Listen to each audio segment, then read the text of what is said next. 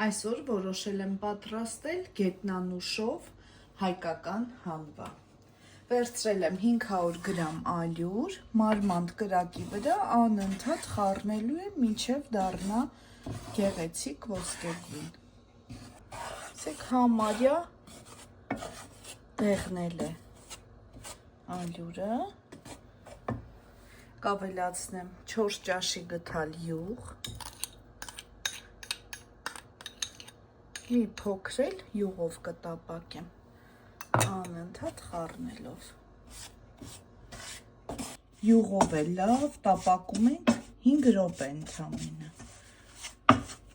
Կրակից հանում ենք, ավելացնում ենք 5 ճաշի գթալ մեղր։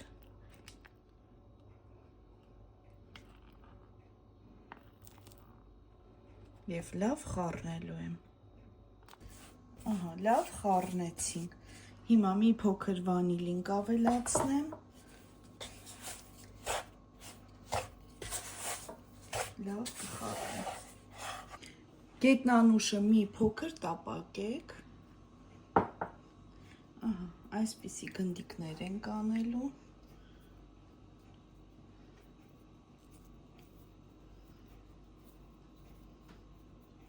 Մի քիչ կթողնեք հովանա, որ տաք չլինի, հեշտ լինի։ Եվ քունջոտի մեջ։ Վերջնական տեսքը ցույց կտամ։ Վերջացրեցի, ահա այսպիսի գեղեցիկ հալվաներ ստացվեցին։ Այսպես ավելի հարմար է, քանի որ սառելուց ինքը փշրվելու հատկություն ունի։